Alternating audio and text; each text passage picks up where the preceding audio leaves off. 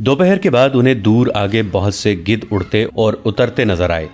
یہ اس کی نشانی تھی کہ وہاں کوئی مردار ہے۔ وہ علاقہ مٹی اور ریت کے ٹیلوں کا تھا، صحرائی درخت بھی تھے۔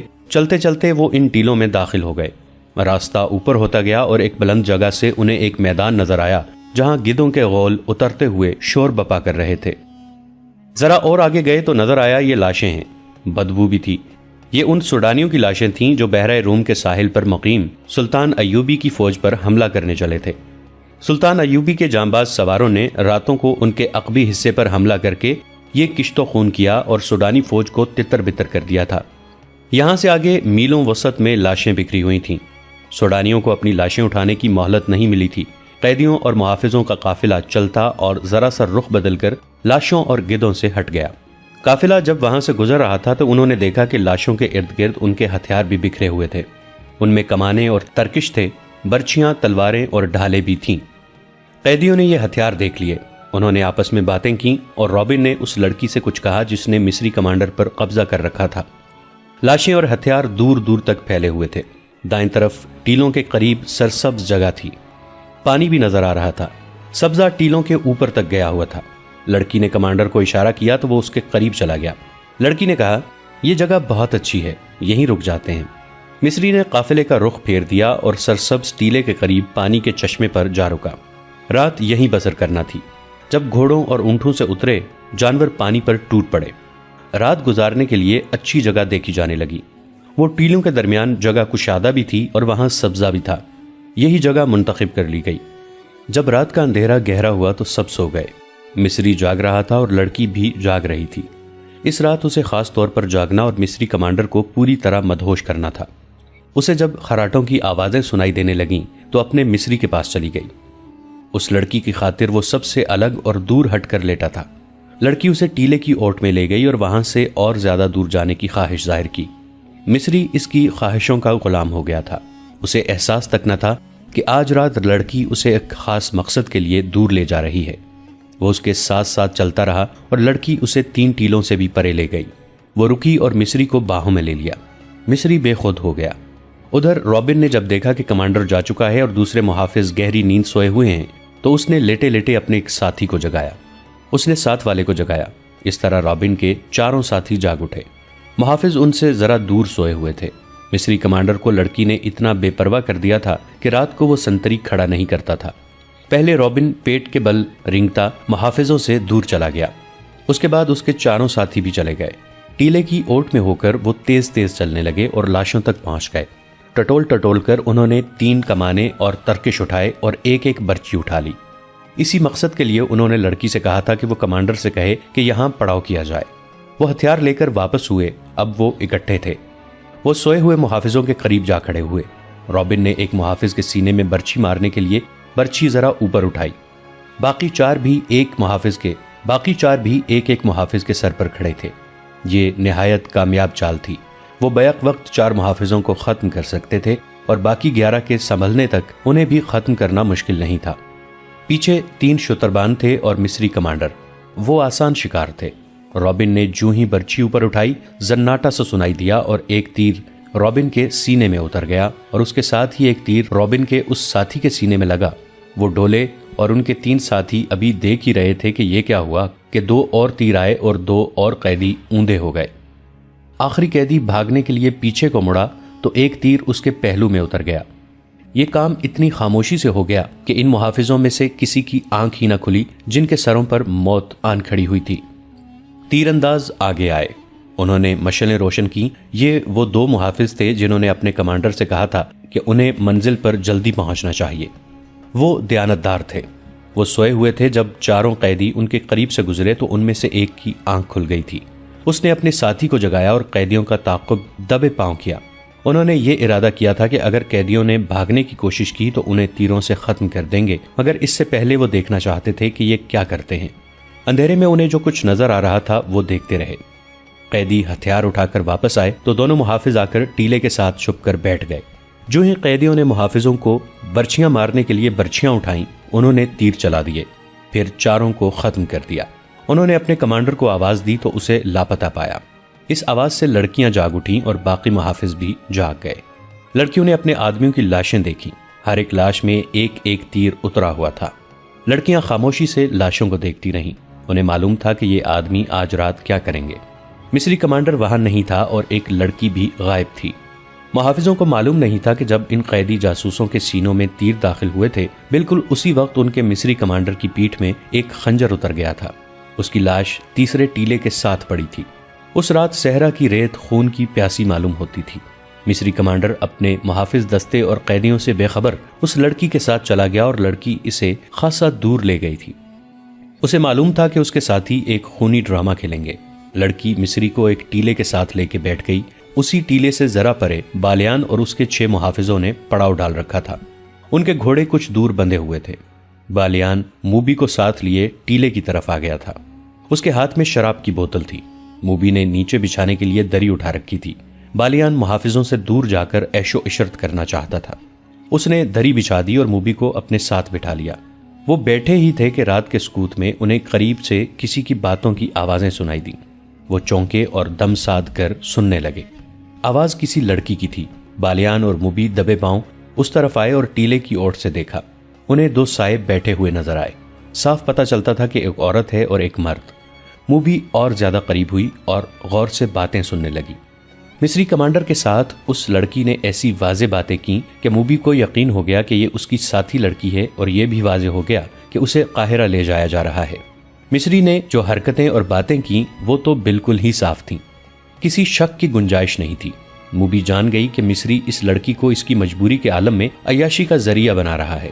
موبی نے یہ بالکل نہ سوچا کہ ارد گرد کوئی اور بھی ہوگا اور اس نے جو ارادہ کیا ہے اس کا نتیجہ کیا ہوگا۔ اس نے پیچھے ہٹ کر بالیان کے کان میں کہا، یہ مصری ہے اور میرے ساتھ کی ایک لڑکی کے ساتھ عیش کر رہا ہے۔ اس لڑکی کو بچا لو۔ یہ مصری تمہارا دشمن ہے اور لڑکی تمہاری دوست۔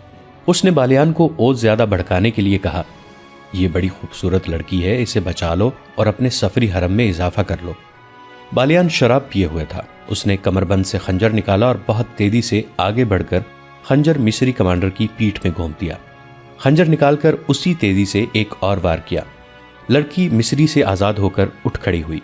موبی دوڑی اور اسے آواز دی۔ وہ دوڑ کر موبی سے لپٹ گئی۔ موبی نے اس سے پوچھا کہ دوسری کہاں ہے؟ اس نے رابن اور دوسرے ساتھیوں کے متعلق بھی بتایا اور یہ بھی کہ 15 محافظوں کے پہرے میں ہیں۔ بالیان دوڑتا گیا اور اپنے 6 ساتھیوں کو بلا لایا۔ ان کے پاس کمانے اور دوسرے ہتھیار تھے۔ اتنے میں قیدیوں کے محافظوں میں سے ایک اپنے مصری کمانڈر کو آوازیں دیتا ادھر آ گیا۔ بالیان کے ایک ساتھی نے تیر چلایا اور اس محافظ کو ختم کر دیا۔ وہ لڑکی انہیں اپنی جگہ لے جانے کے لیے آگے آگے چل پڑی۔ بالیان کو آخری ٹیلے کے پیچھے روشنی نظر آئی۔ اس نے ٹیلے کی اوٹ میں جا کر دیکھا، وہاں بڑی بڑی 2 مشعلیں جل رہی تھیں۔ ان کے ڈنڈے زمین میں گڑے ہوئے تھے۔ ان کے اوپر والے سروں پر تیل میں بھگوئے ہوئے کپڑے لپٹے ہوئے تھے جو جل رہے تھے۔ بالیان اپنے ساتھیوں کے ساتھ اندھیرے میں ہی تھا۔ اسے روشنی میں 5 لڑکیاں الگ کھڑی نظر آ رہی تھیں اور محافظ بھی دکھائی دے رہے تھے۔ ان کے درمیان 5 لاشیں پڑی تھیں جن میں تیر اترے ہوئے تھے۔ موبی اور دوسری لڑکی کی سسکیاں نکلنے لگیں۔ موبی کے اکسانے پر بالیان نے اپنے ساتھیوں سے کہا کہ تمہارا شکار ہے، تیروں سے ختم کر دو۔ ان کی تعداد اب 14 تھی۔ یہ ان کی بدقسمتی تھی کہ وہ روشنی میں تھے۔ بالیان کے ساتھیوں نے کمانوں میں تیر ڈالے۔ تمام تیر ایک ہی بار کمانوں سے نکلے۔ دوسرے ہی لمحے کمانوں میں 6 اور تیر آ چکے تھے۔ ایک ہی بار قیدیوں کے 6 محافظ ختم ہو گئے۔ باقی ابھی سمجھ ہی نہ سکے تھے کہ یہ تیر کہاں سے آئے ہیں۔ 6 اور تیروں نے 6 اور محافظوں کو گرا دیا۔ باقی 2 رہ گئے تھے۔ ان میں سے ایک اندھیرے میں غائب ہو گیا، دوسرا ذرا سست نکلا۔ وہ بھی سوڈانیوں کے بیک وقت 3 تیروں کا شکار ہو گیا۔ 3 شتربان رہ گئے تھے جو سامنے نہیں تھے۔ وہ اندھیرے میں کہیں ادھر ادھر ہو گئے تھے۔ مشعلوں کی روشنی میں اب لاشیں ہی لاشیں نظر آ رہی تھیں۔ ہر لاش ایک ایک تیر لیے ہوئے تھی اور ایک میں 3 تیر پیوست تھے۔ موبی دوڑ کر لڑکیوں سے ملی۔ اتنے میں انہیں ایک گھوڑے کے سر پر دوڑنے کی آوازیں سنائی دیں جو دور نکل گئیں۔ بالیان نے کہا، یہاں رکنا ٹھیک نہیں، ان میں سے ایک بچ کر نکل گیا ہے، وہ قاہرہ کی سمت گیا ہے، فوراً یہاں سے نکلو۔ انہوں نے محافظوں کے گھوڑے کھولے اور اپنی جگہ گئے۔ وہاں جا کر دیکھا کہ ایک گھوڑا بمازین غائب تھا۔ اسے بچ کر نکل جانے والا محافظ لے گیا تھا۔ وہ اپنے گھوڑوں تک نہیں جا سکا تھا، چھپ کر ادھر چلا گیا جہاں اسے 8 گھوڑے بندھے نظر آئے۔ زینیں پاس ہی پڑی تھیں۔ اس نے ایک گھوڑے پر زین کسی اور بھاگ نکلا۔ بالیان نے 14 گھوڑوں پر زینیں کسوائیں، سامان 2 گھوڑوں پر لادا، باقی گھوڑے ساتھ لیے اور روانہ ہو گئے۔ لڑکیوں نے موبی کو سنایا کہ ان پر کیا بیتی ہے اور انہیں کہاں لے جایا جا رہا تھا۔ انہوں نے یہ بھی بتایا کہ رابن اور اس کے ساتھی لاشوں کے ہتھیار اٹھانے گئے تھے، مگر معلوم نہیں وہ کس طرح مارے گئے۔ موبی نے کہا، ایوبی کے کیمپ میں میری اور رابن کی ملاقات اچانک ہو گئی تھی۔ اس نے کہا تھا کہ مجھے یوں نظر آ رہا ہے کہ یسوع مسیح کو ہماری کامیابی منظور ہے، ورنہ ہم اس طرح خلاف توقع نہ ملتے۔ آج ہماری ملاقات بالکل خلاف توقع ہو گئی ہے، لیکن میں یہ نہیں کہوں گی کہ یسوع مسیح کو ہماری کامیابی منظور ہے۔ خدا یسوع مسیح ہم سے ناراض معلوم ہوتا ہے۔ ہم نے جس کام میں ہاتھ ڈالا وہ چوپٹ ہوا۔ بحیرہ روم میں ہماری فوج کو شکست ہوئی اور مصر میں ہماری دوست سوڈانی فوج کو شکست ہوئی۔ ادھر رابن اور کرسٹوفر جیسے دلیر اور قابل آدمی اور ان کے اتنے اچھے ساتھی مارے گئے۔ معلوم نہیں ہمارا انجام کیا ہوگا۔ ہمارے جیتے جی تمہیں کوئی ہاتھ نہیں لگا سکتا، بالیان نے کہا۔ میرے شیروں کا کمال تم نے دیکھ لیا ہے۔ جس وقت قیدیوں کا قافلہ لاشوں کے پاس ٹیلوں میں رکا ہوا تھا، اس وقت ساحل پر سلطان ایوبی کی فوج کے کیمپ میں 3 آدمی داخل ہوئے۔ وہ اٹلی کی زبان بولتے تھے۔ ان کا لباس اٹلی کے دیہاتیوں جیسا تھا، ان کی زبان کوئی نہیں سمجھتا تھا۔ اٹلی کے جنگی قیدیوں سے معلوم کیا گیا۔ انہوں نے بتایا کہ یہ اٹلی سے آئے ہیں اور اپنی لڑکیوں کو ڈھونڈتے پھر رہے ہیں۔ یہ یہاں کے سالار سے ملنا چاہتے ہیں۔ انہیں بہاؤالدین شداد کے پاس پہنچا دیا گیا۔ صلاح الدین ایوبی کی غیر حاضری میں شداد کیمپ کمانڈر تھا۔ اٹلی کا ایک جنگی قیدی بلایا گیا۔ وہ مصر کی زبان بھی جانتا تھا۔ اس کی وساطت سے ان آدمیوں کے ساتھ باتیں ہوئیں۔ ان 3 آدمیوں میں ایک ادھیڑ عمر تھا اور 2 جوان تھے۔ تینوں نے ایک ہی جیسی بات سنائی۔ تینوں کی ایک جوان بہن کو صلیبی فوجی ان کے گھروں سے اٹھا لائے تھے۔ انہیں کسی نے بتایا تھا کہ وہ لڑکیاں مسلمانوں کے کیمپ میں پہنچ گئی ہیں، یہ اپنی بہنوں کی تلاش میں آئے ہیں۔ انہیں بتایا گیا کہ یہاں 7 لڑکیاں آئی تھیں۔ انہوں نے بھی یہی کہانی سنائی تھی، مگر 7 جاسوس نکلیں۔ ان تینوں نے کہا کہ ہماری بہنوں کا جاسوسی کے ساتھ کوئی تعلق نہیں ہے، ہم تو غریب اور مظلوم لوگ ہیں، کسی سے کشتی مانگ کر اتنی دور آئے ہیں۔ ہم غریبوں کی بہنیں جاسوسی کی جرت کیسے کر سکتی ہیں؟ ہمیں ان 7 لڑکیوں کا کچھ پتہ نہیں، معلوم نہیں وہ کون ہوں گی، ہم تو اپنی بہنوں کو ڈھونڈ رہے ہیں۔ ہمارے پاس کوئی اور لڑکی نہیں، شداد نے بتایا۔ یہی 7 لڑکیاں تھیں جن میں سے ایک لاپتہ ہو گئی تھی اور باقی 6 کو پرسوں صبح یہاں روانہ کر دیا گیا ہے۔ اگر انہیں دیکھنا چاہتے ہو تو قاہرہ چلے جاؤ، ہمارا سلطان رحم دل انسان ہے، تمہیں لڑکیاں دکھا دے گا۔ نہیں، ایک نے کہا، ہماری بہنیں جاسوس نہیں، وہ 7 کوئی اور ہوں گی۔ ہماری بہنیں سمندر میں ڈوب گئی ہوں گی یا ہمارے ہی فوجیوں نے انہیں اپنے پاس رکھا ہوا ہوگا۔ بہاؤالدین شداد نیک خصلت انسان تھا۔ اس نے ان دیہاتیوں کی مظلومیت سے متاثر ہو کر ان کی خاطر تواضع کی اور انہیں عزت سے رخصت کیا۔ اگر وہاں علی بن سفیان ہوتا تو ان تینوں کو اتنی آسانی سے نہ جانے دیتا۔ اس کی سراغ رساں نظریں بھانپ لیتی کہ یہ تینوں جھوٹ بول رہے ہیں۔ تینوں چلے گئے، کسی نے بھی نہ دیکھا کہ وہ کہاں گئے ہیں۔ وہ چلتے ہی گئے اور شام تک چلتے ہی رہے۔ کیمپ سے دور جہاں کوئی خطرہ نہ تھا، وہ چٹانوں کے اندر چلے گئے۔ وہاں ان جیسے 18 آدمی بیٹھے ان کا انتظار کر رہے تھے۔ ان تینوں میں جو ادھیڑ عمر تھا وہ میگنا نامریوس تھا۔ یہ صلیبیوں کی وہ کمانڈو پارٹی تھی جسے لڑکیوں کو آزاد کرانے اور اگر ممکن ہو سکے تو سلطان ایوبی کو قتل کرنے کا مشن دیا گیا تھا۔ ان تینوں نے کیمپ سے کچھ اور ضروری معلومات بھی حاصل کر لی تھیں۔ یہ بھی معلوم کر لیا تھا کہ صلاح الدین ایوبی یہاں نہیں، قاہرہ میں ہے۔ شداد کے ساتھ باتیں کرتے جہاں انہیں یہ معلوم ہو گیا تھا کہ لڑکیاں قاہرہ کو روانہ کر دی گئی ہیں، وہاں انہوں نے یہ بھی معلوم کر لیا تھا کہ ان کے ساتھ 5 مرد قیدی بھی ہیں۔ یہ پارٹی ایک بڑی کشتی میں آئی تھی۔ انہوں نے کشتی ساحل پر ایسی جگہ باندھ دی تھی جہاں سمندر چٹان کو کاٹ کر اندر تک گیا ہوا تھا۔ ان لوگوں کو اب قاہرہ کے لیے روانہ ہونا تھا، مگر سواری نہیں تھی۔ یہ 3 آدمی جو کیمپ میں گئے تھے یہ بھی دیکھ آئے تھے کہ اس فوج کے گھوڑے اور اونٹ کہاں بندھے ہوئے ہیں۔ انہوں نے یہ بھی دیکھا کہ کیمپ سے جانور چوری کرنا آسان نہیں۔ 21 گھوڑے یا اونٹ چوری نہیں کیا جا سکتے تھے۔ ابھی سورج طلوع ہونے میں بہت دیر تھی، وہ پیدل ہی چل پڑے۔ اگر انہیں سواری مل جاتی تو وہ قیدیوں کو راستے میں ہی جا لینے کی کوشش کرتے۔ اب وہ یہ سوچ کر پیدل چلے کہ قاہرہ میں جا کر قیدیوں کو چھڑانے کی کوشش کریں گے۔ سب جانتے تھے کہ یہ زندگی اور موت کی مہم ہے۔ صلیبی فوج کے سربراہ اور شاہوں نے انہیں کامیابی کی صورت میں جو انعام دینے کا وعدہ کیا تھا وہ اتنا زیادہ تھا کہ کوئی کام کیے بغیر اپنے کنبوں سمیت ساری عمر آرام اور بے فکری کی زندگی بسر کر سکتے تھے۔ میگنا نامریوس کو جیل خانے سے لایا گیا تھا۔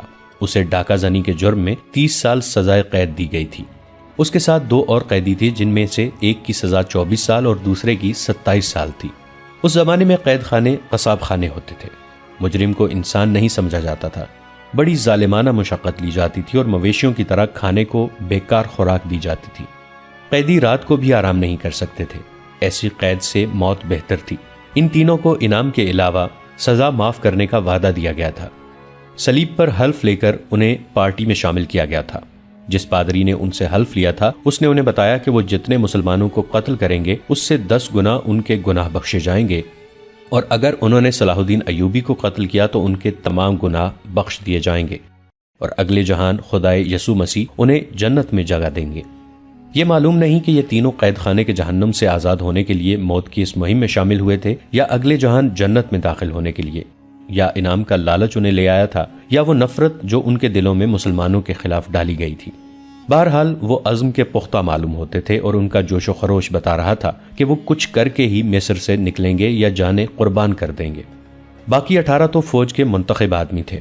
انہوں نے جلتے ہوئے جہازوں سے جانیں بچائی تھیں اور بڑی مشکل سے واپس گئے تھے۔ وہ مسلمانوں سے اس ذلت آمیز شکست کا انتقام لینا چاہتے تھے۔ انعام کا لالچ تو تھا ہی، یہی جذبہ تھا جس کے جوش سے وہ اندیکھی منزل کی سمت پیدل ہی چل پڑے۔ دوپہر کے وقت ایک گھوڑا سوار صلاح الدین ایوبی کے ہیڈ کوارٹر کے سامنے جا رکا۔ گھوڑے کا پسینہ چھوٹ رہا تھا اور سوار کے منہ سے تھکن کے مارے بات نہیں نکل رہی تھی۔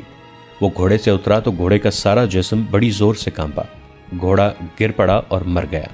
سوار نے اسے آرام دیے بغیر اور پانی پلائے بغیر ساری رات اور آدھا دن مسلسل دوڑایا تھا۔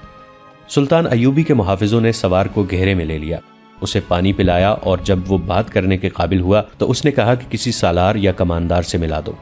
سلطان ایوبی خود ہی باہر آ گئے تھے۔ سوار انہیں دیکھ کر اٹھا اور سلام کر کے کہا، سلطان کا اقبال بلند ہو، بری خبر لایا ہوں۔ سلطان ایوبی اسے اندر لے گئے اور کہا، خبر جلدی سناؤ۔ قیدی لڑکیاں بھاگ گئی ہیں، ہمارا پورا دستہ مارا گیا ہے۔ اس نے کہا، مرد قیدیوں کو ہم نے جان سے مار دیا ہے، میں اکیلا بچ کے نکلا ہوں۔ مجھے یہ معلوم نہیں کہ حملہ آور کون تھے۔ ہم مشلوں کی روشنی میں اور وہ اندھیرے میں تھے۔ اندھیرے سے تیر آئے اور میرے تمام ساتھی ختم ہو گئے۔ یہ قیدیوں کے محافظوں کے دستے کا وہ آدمی تھا جو اندھیرے میں غائب ہو گیا تھا اور سوڈانیوں کا گھوڑا کھول کر بھاگ آیا تھا۔ اس نے گھوڑے کو بلا روکے سر پر دوڑایا تھا اور اتنا طویل سفر آدھے سے بھی تھوڑے وقت میں طے کر لیا تھا۔ سلطان صلاح الدین نے علی بن سفیان اور فوج کے ایک نائب سالار کو بلا لیا۔ وہ آئے تو اس آدمی سے کہا کہ اب وہ ساری بات سنائے۔ اس نے کیمپ سے روانگی کے وقت سے بات شروع کی اور اپنے کمانڈر کے متعلق بتایا کہ وہ ایک قیدی لڑکی کے ساتھ دل بہلاتا رہا اور قیدیوں سے لاپرواہ ہو گیا۔ پھر راستے میں جو کچھ ہوتا رہا اور آخر میں جو کچھ ہوا اس نے سنا دیا، مگر وہ یہ نہ بتا سکا کہ حملہ آور کون تھے۔ سلطان ایوبی نے علی بن سفیان اور نائب سالار سے کہا، اس کا مطلب یہ ہے کہ صلیبی چھاپا مار مصر کے اندر موجود ہیں۔ ہو سکتا ہے، علی بن سفیان نے کہا، یہ صحرائی ڈاکو بھی ہو سکتے ہیں۔ اتنی خوبصورت 6 لڑکیاں ڈاکوؤں کے لیے بڑی کشش تھی۔ تم نے اس کی بات غور سے نہیں سنی، سلطان ایوبی نے کہا۔ اس نے کہا ہے کہ مرد قیدی لاشوں کے ہتھیار اٹھا لائے تھے اور محافظوں کو قتل کرنے لگے تھے۔ محافظوں میں سے 2 نے انہیں تیروں سے ہلاک کر دیا۔ اس کے بعد ان پر حملہ ہوا۔ اس سے یہی ظاہر ہوتا ہے کہ صلیبی چھاپا مار ان کے تعاقب میں تھے۔ وہ کوئی بھی تھے سلطان محترم، نائب سالار نے کہا۔ فوری طور پر کرنے والا کام یہ ہے کہ اس عسکری کو رہنمائی کے لیے ساتھ بھیجا جائے اور کم از کم 20 گھوڑا سوار جو تیز رفتار ہوں تعاقب کے لیے بھیجے جائیں۔ یہ بعد کی بات ہے کہ وہ کون تھے۔ میں اپنے ایک نائب کو ساتھ بھیجوں گا، علی بن سفیان نے کہا۔ اس عسکری کو کھانا کھلاؤ، سلطان ایوبی نے کہا۔ اسے تھوڑی دیر آرام کر لینے دو، اتنی دیر میں 20 سوار تیار کرو اور تعاقب میں روانہ کرو۔ اگر ضرورت سمجھو تو زیادہ سوار بھیج دو۔ میں نے جہاں سے گھوڑا کھولا تھا وہاں 8 گھوڑے بندھے ہوئے تھے، محافظ نے کہا۔ وہاں کوئی انسان نہیں تھا، حملہ آور ہی ہو سکتے ہیں۔ اگر گھوڑے 8 تھے تو وہ بھی 8 ہی ہوں گے۔ چھاپا ماروں کی تعداد زیادہ نہیں ہو سکتی، نائب سالار نے کہا۔ ہم انشاءاللہ انہیں پکڑ لیں گے۔ یہ یاد رکھو کہ وہ چھاپا مار ہیں، سلطان ایوبی نے کہا، اور لڑکیاں جاسوس ہیں۔ اگر تم ایک جاسوس چھاپا مار کو پکڑ لو تو سمجھ لو تم نے دشمن کے 2 عسکری پکڑ لیے ہیں۔ میں ایک جاسوس کو ہلاک کرنے کے لیے دشمن کے 2 عسکریوں کو چھوڑ سکتا ہوں۔ ایک عورت کسی کا کچھ نہیں بگاڑ سکتی، مگر ایک جاسوس اور تخریب کار عورت اکیلی پورے ملک کا بیڑا غرق کر سکتی ہے۔ یہ لڑکیاں بے حد خطرناک ہیں۔ اگر وہ مصر کے اندر رہ گئیں تو تمہارا پورا کا پورا لشکر بیکار ہو جائے گا۔ ایک جاسوس یا جاسوسہ کو پکڑنے یا جان سے مارنے کے لیے اپنے 100 سپاہی قربان کر دو۔ یہ سودا پھر بھی سستا ہے۔ چھاپا مار اگر نہ پکڑے جائیں تو مجھے پرواہ نہیں، ان لڑکیوں کو ہر قیمت پر پکڑنا ہے۔ ضرورت سمجھو تو تیروں سے انہیں ہلاک کر دو، زندہ نکل کر نہ جائیں۔ ناظرین، آج کی قسط میں اتنا ہی۔ ہماری نئی ویڈیوز سے باخبر رہنے کے لیے ہمارے اس چینل کو سبسکرائب کر کے نیچے موجود بیل آئیکن کو ضرور پریس کیجیے گا۔ آپ سے ملاقات ہوگی نئی ویڈیو کے ساتھ، تب تک کے لیے ہمارا اور آپ کا اللہ نگہبان۔